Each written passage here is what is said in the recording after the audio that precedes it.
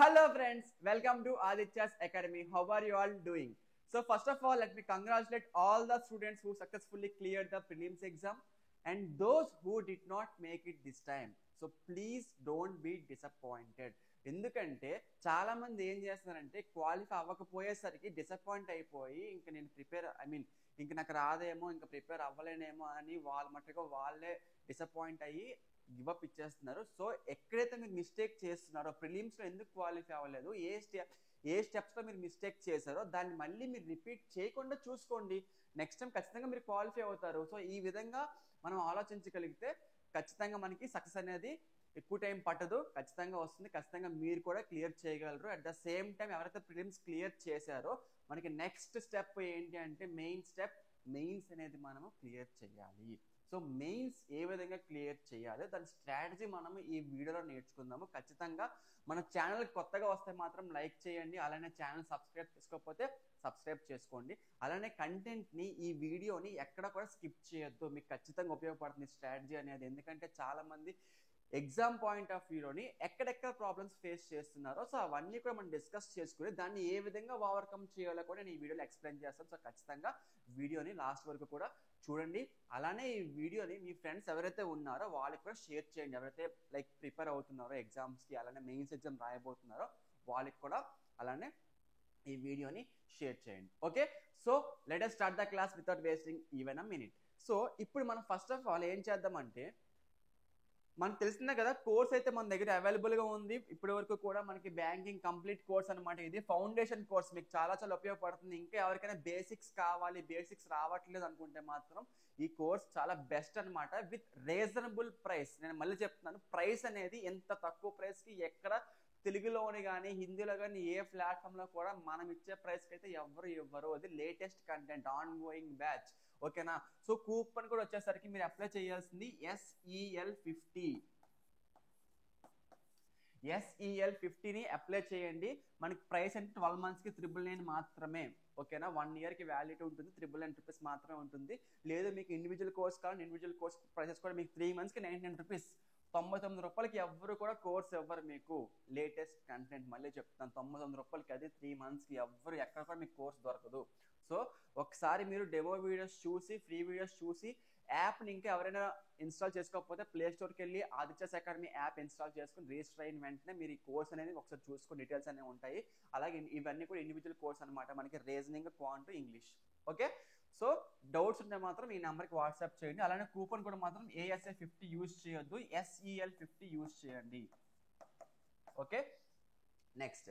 So మనకి చూసుకుంటే last year 2023లోని మెయిన్స్ ఫైనల్ కట్ ఆఫ్ అనమాట ఇది. సో మనం చూసుకుంటే ఆంధ్రప్రదేశ్, తెలంగాణ, కర్ణాటకలోని SCకి మనకి 64 ఉంది, అలానే STకి 59.06, OBCకి 64, అలానే EWSకి 64 ఇచ్చారు కట్ ఆఫ్. సో మీరు ఒకటి గుర్తుపెట్టుకోండి, కట్ ఆఫ్కి మెయిన్స్ లెవెల్లో మనకి ఖచ్చితంగా ఒక 15 to 20 మార్క్స్ ఎక్కువే ఉండాలి. మనం సేఫ్లో ఉండాలంటే, సేఫ్ గేమ్ ఆడాలి అంటే మాత్రం ఖచ్చితంగా కట్ ఆఫ్కి మనం ఇంకో ఎక్స్ట్రా 15 to 20 మనం పెట్టుకోగలిగితే ఖచ్చితంగా మనం సేఫ్ జోన్లో ఉంటాము. ఓకే, ఎటువంటి ప్రాబ్లం ఉండదు. సో అందుకని మీరు చాలా జాగ్రత్తగా, చాలా స్మార్ట్నెస్గా ఎగ్జామ్ అయితే అటెంప్ట్ చేయండి, కంగారు పడద్దు ఎవరు కూడా. ఓకే, నెక్స్ట్ అలానే తెలంగాణకి లాస్ట్ ఇయర్ చూసి మనం 64.19, 64.75, OBCకి 64.7 సేమ్ అంతే.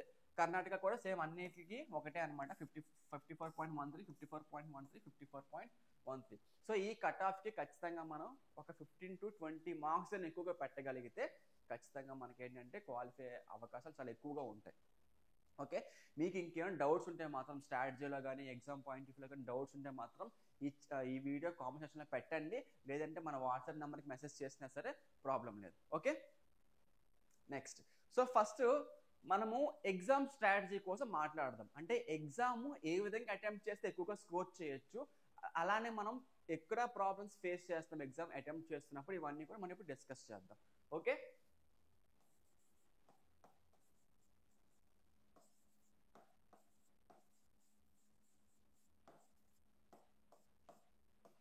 సో ఎగ్జామ్ రాస్తున్నప్పుడు చాలామంది స్టూడెంట్స్ ఎక్కువగా డౌన్ఫాల్ అయ్యేది కానీ లేకపోతే ఎక్కువగా బ్యాక్వర్డ్ అయ్యే పాయింట్స్ ఏంటి అంటే, ఫస్ట్ ఆఫ్ ఆల్ టెన్షన్ పడిపోతారు. వాళ్ళు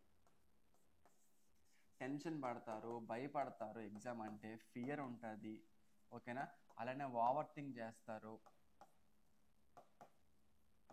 అలానే మనకి ఇంకోటి ఏంటంటే టైం మేనేజ్మెంట్. చాలా చాలా చాలా మందికి ఏంటంటే ఈ ఫస్ట్ పాయింట్ అందరూ కూడా మంచిగా ఉన్నా సరే ఈ ఎగ్జామ్ పాయింట్ ఆఫ్ వ్యూలో మనకి టైం మేనేజ్మెంట్ దగ్గర పోతున్నాయి. సార్ నాకు టైం సరిపోవట్లేదు సార్, ఎగ్జామ్ టైం సరిపోవట్లేదు అని చెప్పేసి చాలామంది నాతో చెప్పడం జరిగిందనమాట. ఓకేనా. సో ఈ 2 పాయింట్స్ దగ్గర చాలామంది స్ట్రక్ అయిపోతారు. సో ఫస్ట్ ఆఫ్ ఆల్ మీరు ఏం చేస్తారంటే ఎగ్జామ్కి చాలా రిలాక్స్డ్గా వెళ్ళండి. చాలా రిలాక్స్డ్గా, అసలు మైండ్లో ఏమి పెట్టుకోవద్దు. ఈ ఎగ్జామ్ వస్తా లైక్ ఈ ఎగ్జామ్ క్వాలిఫై అవుతానా అవనా, క్వశ్చన్ పేపర్ ఈజీగా వస్తుందా టఫ్ వస్తుందా, ఒకవేళ క్వాలిఫై అవ్వకపోతే లైక్ ఫ్రెండ్స్ ఏమంటారో, ఫ్యామిలీ వాళ్ళు ఏమంటారో, సో మిగతా వాళ్ళు ఏమంటారో, ఇవన్నీ ముందే మనం ఆలోచించుకొని చదివిందంతా మర్చిపోయి మనకు వచ్చినవి కూడా మనం మిస్టేక్ చేయడం ఇదే జరుగుతుంది ఎగ్జామ్లోని. ప్రతి ఒక్కరు కూడా ఇదే చేస్తున్నారు. సో ఫస్ట్ ఆఫ్ ఆల్ మీరు చాలా రిలాక్స్డ్గా వెళ్ళండి. ఓకేనా. మీరు చాలా రిలాక్స్డ్గా వెళ్ళండి. రిలాక్స్ మైండ్ సెట్ అనేది చాలా చాలా స్ట్రాంగ్గా ఉండాలి. మనకి మైండ్ సెట్ అనేది మనకి స్ట్రాంగ్గా లేకపోతే మాత్రం మీరు ఎంత ప్రిపేర్ అయినా ఎంత చదివినా వేస్ట్. ఓకేనా. ఫస్ట్ ఆఫ్ ఆల్ ఈ ఫియర్ కానీ టెన్షన్ కానీ అవి ఏమి పెట్టుకోవద్దు. ట్రస్ట్ మీ, ఇవన్నీ లేకుండా మీరు చక్కగా ప్రశాంతంగా మీరు ఎంతవరకు ప్రిపేర్ అయితే అంతే అటెంప్ట్ చేయండి. ఓకేనా. మీరు ఒక 50% ప్రిపేర్ అయ్యారనుకోండి, మీకు వచ్చిన దాంట్లోనే అటెంప్ట్ చేయండి. అంతేగాని మీరు టెన్షన్ పడిపోయి భయపడిపోతే ఏమి రాదు కదా మనకి. సో ఉన్నది కూడా మనము స్పాయిల్ చేసుకున్నట్టు అవుతుంది. సో ఫస్ట్ రిలాక్స్డ్గా వెళ్ళండి. ఎగ్జామ్ అటెంప్ట్ చేస్తున్నప్పుడు చాలా రిలాక్స్డ్గా కూల్గా మంచిగా వెళ్ళండి, ఫ్రెష్గా. అలానే మనకి టైం మేనేజ్మెంట్ ఎలా చేయాలో ఫస్ట్ ఆఫ్ ఆల్ నేర్చుకుందాం. సో ఇది మంచిగా ఇప్పుడు చాలామంది ఏంటంటే ఓకే రిలాక్స్డ్గా వెళ్తారు, సో కూల్గా వెళ్ళి అటెంప్ట్ చేస్తారు, బట్ టైం సరిపోవట్లేదు. సో దీన్ని ఏ విధంగా ఓవర్కమ్ చేయాలి, టైం మేనేజ్మెంట్ చేసుకుంటూ మంచిగా ఏ విధంగా స్కోర్ చేయాలో చెప్తాను చూడండి. సో మీరు ఏం చేస్తారంటే ఈ ఎగ్జామ్ ప్యాటర్న్ ఏదైతే మనకి ఇంగ్లీష్లోని మనకి 40 క్వశ్చన్స్ ఉంటాయి. 40 క్వశ్చన్స్ 30 minutes. అవునా. ఏ సెక్షన్ మీకు పనిచేస్తుంది? స్ట్రాటజీ అనేది ఓన్లీ ఇంగ్లీష్ కనే కాదు, మీరు క్వాంట్ కావాలని రీజనింగ్ కావాలని ఏ సెక్షన్ కైనా మీకు ఈ స్ట్రాటజీ పనిచేస్తుంది. టైం మేనేజ్మెంట్ అనేది చాలా చాలా ఇంపార్టెంట్. సో మనకి ఏంటంటే 40 క్వశ్చన్స్ ఉంటాయి ఇంగ్లీష్లో, 30 minutes టైం ఉంటుంది. అంటే మనకి ఏంటి దీని ప్రకారం చూసుకుని మనకి 1 నిమిషం కన్నా తక్కువ, లెస్ దాన్ a minute ఒక క్వశ్చన్కి మనం తీసుకోవాల్సిన టైం. 1 నిమిషానికి ఒక క్వశ్చన్ తీసుకుంటే మన టైం అనేది సరిపోదు. సో ఏ విధంగా చేయాలో చెప్తాను చూడండి. సో 30 minutes టైంలోని మీరు ఫస్ట్ ఏం చేస్తారంటే ఫస్ట్ మనకి సెక్షన్కి వెళ్ళగానే సెక్షన్ ఓపెన్ చేయగానే ఒక 2 minutes లేదా 1 or 2 minutes 1 or 2 minutes questions చూడండి మొత్తం కూడా.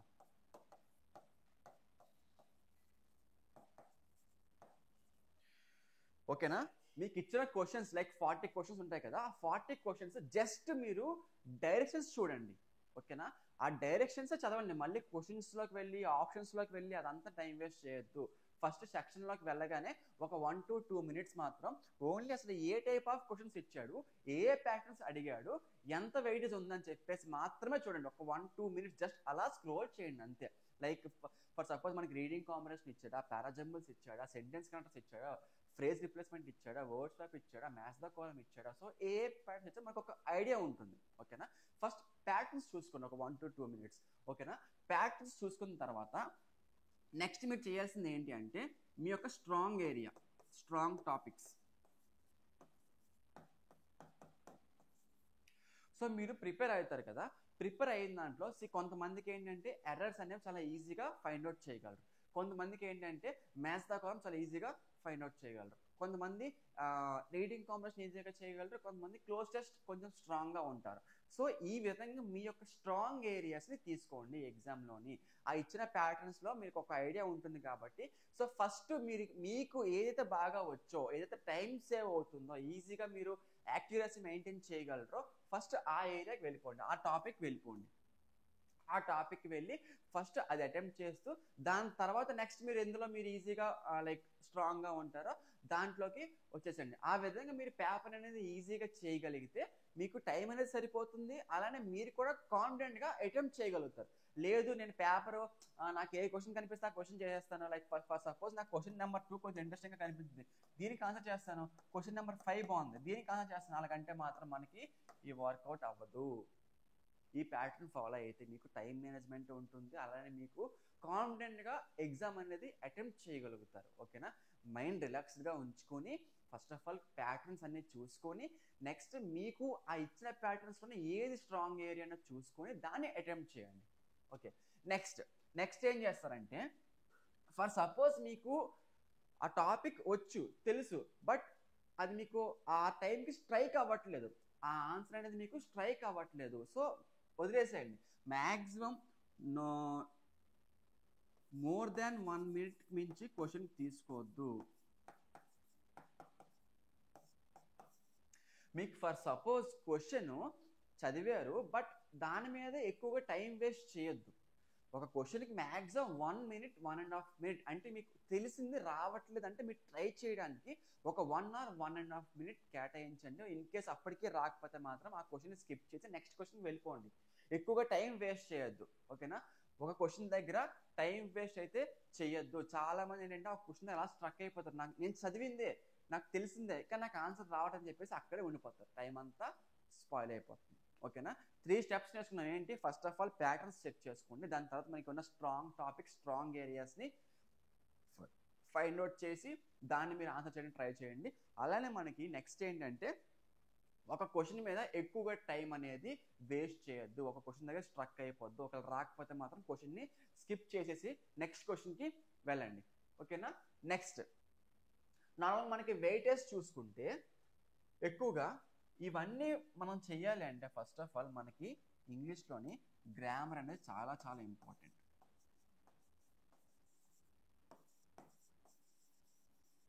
గ్రామరు, వొకాబులరీ చాలా ఇంపార్టెంట్. ఈ రెండు కానీ మీకు రాకపోతే మాత్రం మీరు సంవత్సరం కాదు 2 సంవత్సరాలు కాదు ఎన్ని సంవత్సరాల నుంచి రాస్తున్నా సరే ఈ రెండిట్లోనే మీరు నేర్చుకోకపోతే బేసిక్స్ నేర్చుకోకపోతే మాత్రం వర్కౌట్ కాదు. నేను ముందే చెప్పేస్తున్నాను మీకు, తర్వాత మీరు ఏమనుకున్నా నాకు ప్రాబ్లం లేదు. అండ్ ఇందులో చూసుకుంటే మనకి గ్రామర్ పాయింట్ వచ్చేసరికి నో చేంజ్.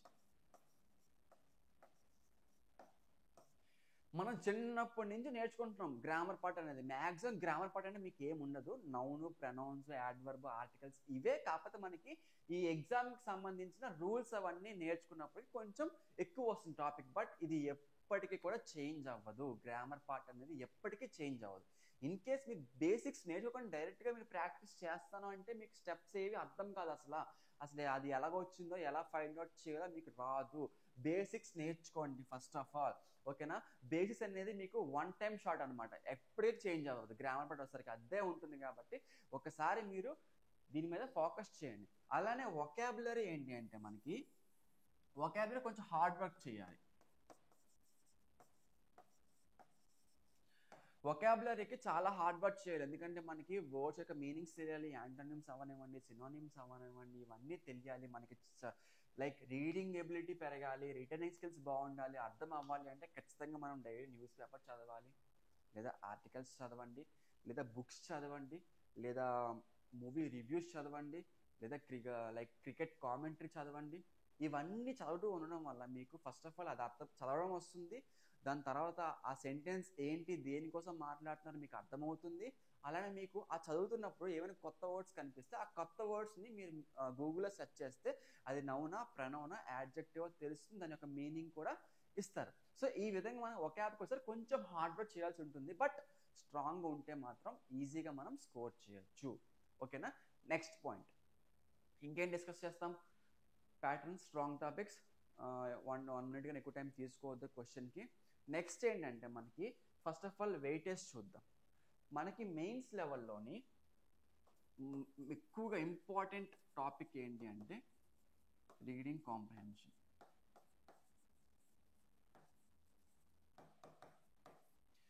రీడింగ్ కాంప్రహెన్షన్ తర్వాత ఎర్రర్ డిటెక్షన్,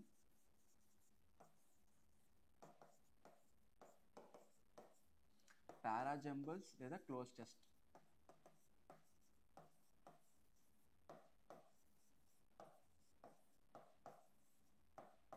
ఓకే, ఫిల్లర్స్ చాలా ఇంపార్టెంట్ టాపిక్స్ అనమాట, ఎక్కువ వెయిటేజ్ ఉన్న టాపిక్స్ ఇవి.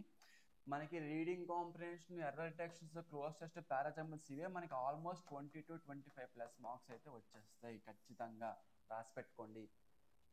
ఈ టాపిక్స్ మీద మనకి ఆల్మోస్ట్ 20+, 20 to 25+ మనకి కనిపిస్తుంది పేపర్లోని. ఈ టాపిక్స్ ముఖ్యంగా RC, error detection, parajumbles, cloze test. మీకు ఆర్సీలో మళ్ళీ మీకు ఏ టాపిక్స్ కలుస్తాయి అంటే, ఆర్సీలోనే మీకు ఫిల్లర్ వస్తుంది, ఫిల్లర్ బేస్డ్ వస్తుంది, ఎర్రర్ బేస్డ్ వస్తుంది,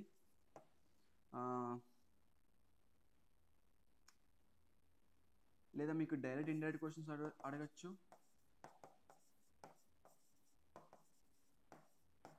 ఓకేనా, లేదా సినోనిమ్, యాంటోనిమ్స్ అడుగుతారు, వొకాబ్.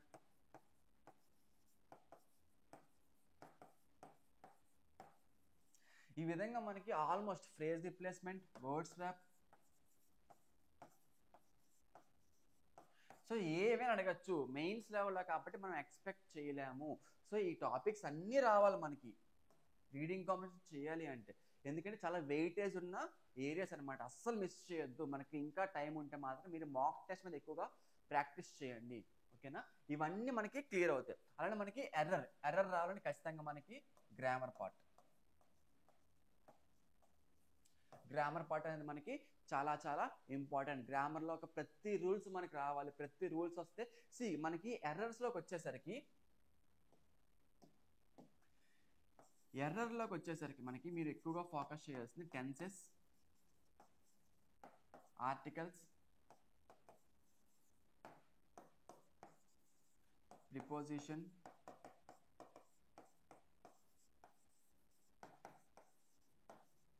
Subject verb agreement. ఇవి ఎందుకు అంటానంటే, అంటే వీటి మీద వచ్చేస్తుందని నేను చెప్పట్లేదు. ఇవి ఎందుకని నేను మెన్షన్ చేశాను, ఇప్పుడు ఒక సెంటెన్స్ ఇస్తారు, ఆ సెంటెన్స్ అనేది మనకి టెన్సెస్ వచ్చింది అనుకోండి, టెన్సెస్ బాగా వస్తే ఆ సెంటెన్స్ ప్రెజెంట్ టెన్స్లో మాట్లాడుతున్నారా, పాస్ట్లో ఉందా, లేకపోతే ఫ్యూచర్లో ఉందా, లేకపోతే పాస్ట్లో స్టార్ట్ అయ్యి ఫ్యూచర్లో ఏమైనా ఎండ్ అవుతుందా, లేకపోతే పాస్ట్లో స్టార్ట్ అయ్యి ప్రెజెంట్ ఇంకా కంటిన్యూ అవుతుంది, నెక్స్ట్ ఫ్యూచర్లో ఎండ్ అవుతుంది, లేదా ప్రెజెంట్ పర్ఫెక్ట్ టెన్స్లో ఉందా. సో ఇలాగ టెన్సెస్ తెలిస్తే దాన్ని బట్టి మనము ఆ వెర్బ్ కానీ ఆ వెర్బ్ కరెక్ట్గా ఉందా లేదా మనకు తెలుస్తుంది. వెర్బ్ కరెక్ట్గా వాడారా, V1 వాడారా, V2 వాడారా, V3 వాడారా, ఇవన్నీ కూడా మనకు తెలియాలి. సబ్జెక్ట్ వెర్బ్ అగ్రిమెంట్ అంటే నథింగ్ బట్ మనకి సబ్జెక్ట్ సింగులర్లో ఉంటే వెర్బ్ సింగులర్లో ఉండాలి, సబ్జెక్ట్ ప్లూరల్లో ఉంటే వెర్బ్ కూడా ప్లూరల్లో ఉండాలి. అలానే మనకి ఆర్టికల్స్ చూడండి. ఆర్టికల్స్ ఏంటి, ఏ, and, the.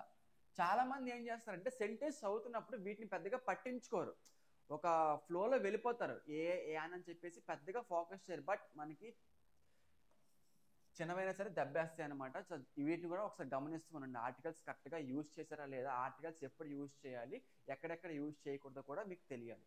Next prepositions, commonly confuse అయ్యే టాపిక్ అనమాట. ఆన్ ఎక్కడ వాడాలి, ఇన్ ఎక్కడ వాడాలి, ఇవన్నీ కూడా తెలుసుకోవాలి. ఓకేనా, ప్రిపోజిషన్ కూడా చాలా చాలా ఇంపార్టెంట్. సెంటెన్స్లోనే మనకి ఇది కూడా గమనించాలి, చాలా చిన్న చిన్నవి ఉంటాయి కాబట్టి ఒక ఫ్లోలో వెళ్ళిపోతాం. ఆర్టికల్స్, ప్రిపోజిషన్ ఒక లుక్కేసి ఉంచండి సెంటెన్స్లో ఉన్నప్పుడు. అలానే మనకి సబ్జెక్ట్ వెర్బ్ అగ్రిమెంట్, అలానే టెన్సెస్ కూడా బాగా స్ట్రాంగ్ అయితే సమ్వాట్ మనము ఎర్రర్ అనేది ఫైండ్ అవుట్ చేయగలం ఈజీగా. ఓకే, సో మీకు ఇంకేమైనా డౌట్స్, లైక్ మీరు ఇంకెందులోనైనా మీరు ప్రాబ్లమ్ ఫేస్ చేస్తున్నారు, మీకు ఇంకేమైనా లైక్ ఎగ్జామ్ స్ట్రాటజీలో కానీ ప్రిపరేషన్లో కానీ మీకు ఇంకేమైనా డౌట్స్ ఉంటే మాత్రం నాకు కాంబినేషన్ పట్టిని మనం డిస్కస్ చేద్దాం దానికి. ఓకే, నెక్స్ట్ ఇది అయ్యింది కదా. నెక్స్ట్ ఇవి చూసుకుని వెయిటేజ్ ఉన్న మార్క్స్ అనమాట. ఇవి కాకుండా మనకి ఇంకేం రావచ్చు, ఇవి కాకుండా మనకి ఇంకేముంటాయి, వర్డ్ స్వాప్, సెంటెన్స్ ఇంప్రూవ్మెంట్,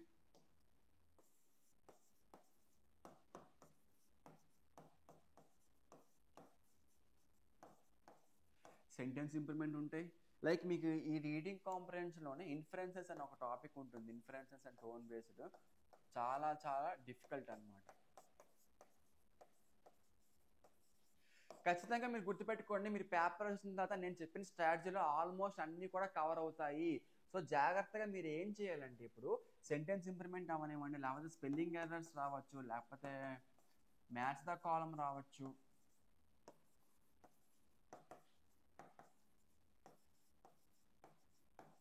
ఓకేనా, మ్యాచ్ ద కాలం రావచ్చు, ఇవన్నీ టాపిక్స్ ఉంటాయి. ఇవన్నీ కూడా మీరు కవర్ చేయాలి. ఇవన్నీ కూడా మనం ఆల్రెడీ మన విజయపదం కోర్సులో ప్రతి ఒక్కరు కూడా బేసిక్ నుంచి కూడా క్లియర్గా ఎక్స్ప్లెయిన్ చేయడం జరిగింది. ఇంకా ఎవరికైనా బేసిక్స్ కావాలి అనుకుంటే మాత్రం మన దాంట్లోనే కాదు, మా దాంట్లోనే జాయిన్ అవ్వండి అని చెప్పట్లేదు. మీకు ఎవరి ఎక్స్ప్లెనేషన్ మీకు ఈజీగా ఉంటే అదే చూస్ చేసుకోండి.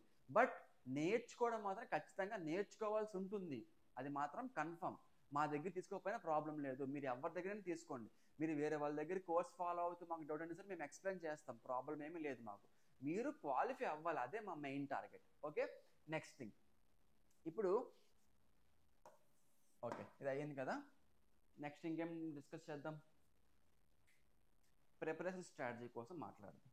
ఇప్పుడు దాకా మనము ఏంటి, ఎలాగా సెక్షన్ ఏ విధంగా మనం హ్యాండిల్ చేయాలి, ఏ విధంగా టైం మేనేజ్మెంట్ చేయాలో మాట్లాడుకున్నాం కదా. ఇప్పుడు మనం ఏంటంటే ప్రిపరేషన్ ఏ విధంగా చేయాలి అంటే ప్రాక్టీస్. ఫస్ట్ ఫర్ సపోజ్ మీరు మాక్ టెస్ట్ రాస్తున్నారు,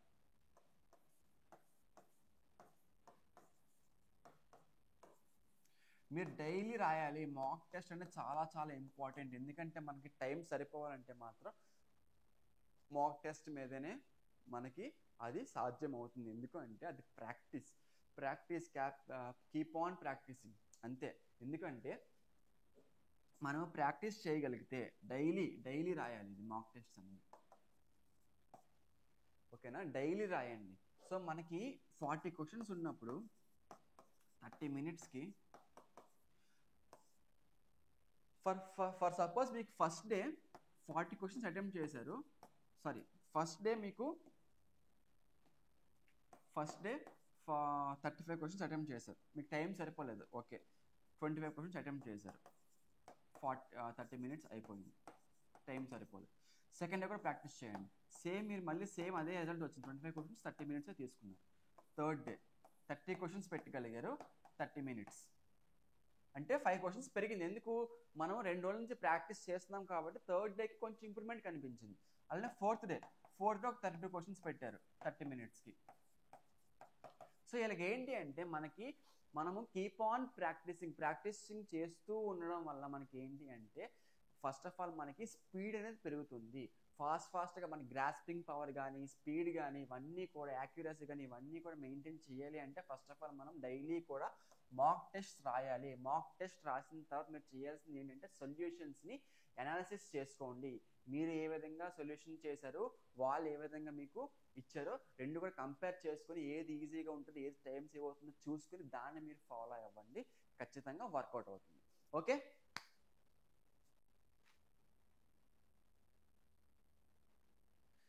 నెక్స్ట్.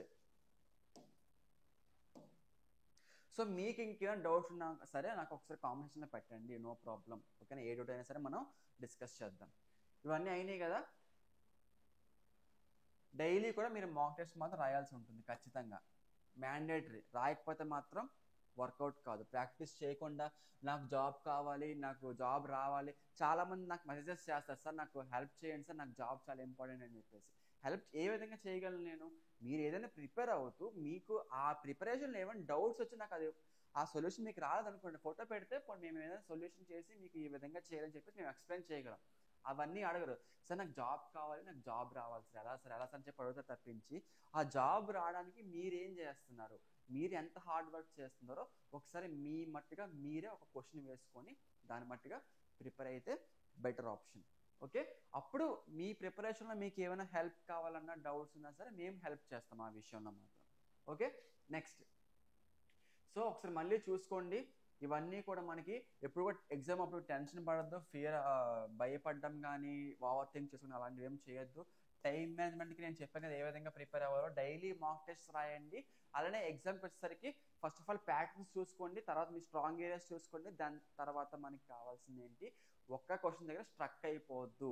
ఎందుకంటే మీకు వచ్చినవన్నీ ఫస్ట్ చేశారనుకోండి, లాస్ట్లో మనకి ఏదైనా ఒక 5 మినిట్స్ 2 మినిట్స్ మిగిలితే దెన్ మళ్ళీ ఒకసారి రీచెక్ చేసుకోండి. ఓకేనా, మీరు ఏవైతే ఆన్సర్స్ అటెంప్ట్ చేస్తారో దాన్ని రీచెక్ చేసుకోండి. ఎందుకంటే మనకి నెగిటివ్స్ కూడా ఉంటాయి, నెగిటివ్ మార్క్స్ కూడా ఉంటాయి మనకి ఇందులో.